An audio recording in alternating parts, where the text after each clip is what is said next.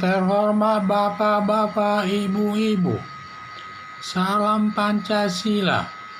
Bapak-bapak, ibu-ibu yang melihat video saya ini, tolong jangan lupa subscribe, like, dan di-share.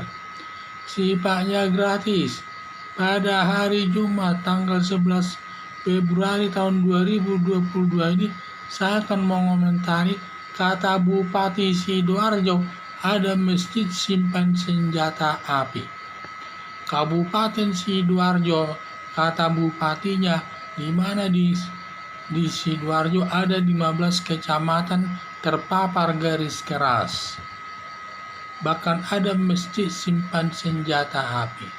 Ada daerah Sedati di Sidoarjo, ada dibuat katanya bunker untuk menyimpan senjata.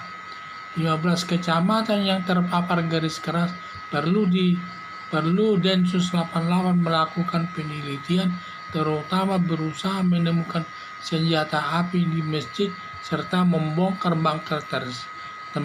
membongkar tempat penyimpanan senjata tersebut. Masjid yang menyimpan senjata api sudah mengancam ketentraman penduduk yang setiap kesempatan dapat melakukan penyerangan kepada kelompok agama tertentu yang tidak sealiran dengan mereka. Keberadaan masjid menyimpan senjata api sudah merupakan masjid mengancam keberadaan negara. Padahal menurut Yusuf Kala menyatakan tidak ada masjid yang mengancam negara. Pernyataan Yusuf Kala itu hanya kebohongan.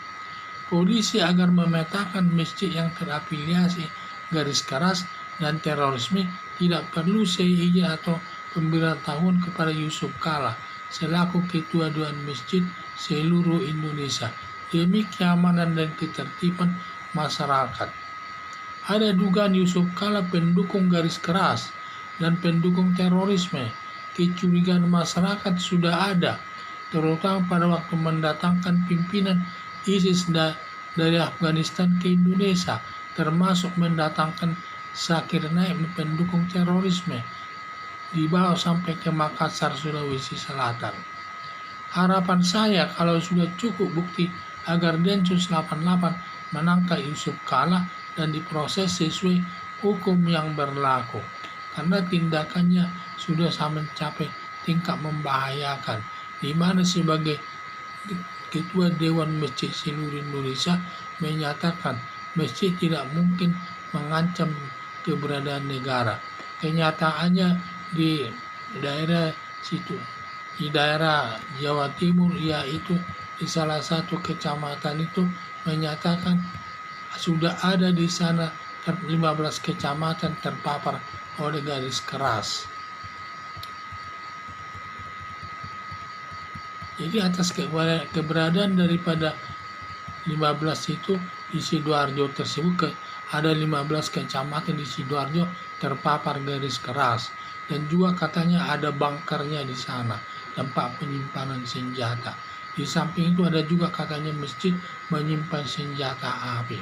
Jadi Kabupaten Sidoarjo ini sudah termasuk membahayakan ini, di mana 15 kecamatannya sudah terpapar garis keras. Jadi katanya, padahal menurut Yusuf Kala bahwa masjid tidak mungkin mengancam negara.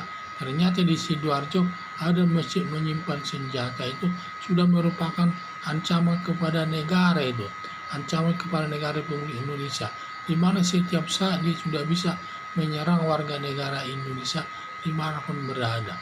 Saya harapkan Densus 88 supaya melakukan penyelidikan di daerah kecamatan ke-15 kecamatan tersebut di Sidoarjo dan meneliti satu persatu, dan juga memetakan kecamatan tersebut sebagai daerah yang terpapar garis keras agar dipantau. Jadi pernyataan daripada Yusuf Kala katanya masjid tidak ada yang mengancam negara, ini sudah terbukti bahwa ada masjid menyimpan senjata di masjid, berarti sudah ada ancaman kepada masa, sudah mengancam negara, itu merusak keamanan di negara Indonesia ini. Jadi apa yang dinyatakan oleh Yusuf Kala tersebut adalah bohong, hanya seakan-akan menutupi garis keras di Indonesia ini. Diduga Yusuf Kala ini pendukung garis keras, terutama pendukung pelaksanaan politik keagamaan, dan juga di mana Yusuf Kala ini pernah mendatangkan ketua ISIS dari Afghanistan ke Jakarta, dan juga Zakir Naik juga pendukung terorisme sampai didatangkan ke Jakarta lalu dibawa ke Sulawesi Selatan. Dan ini suatu tindakan yang berbahaya ini. Jadi sudah dugaan saya bahwa Yusuf Kala sudah pendukung garis keras ini dan terorisme.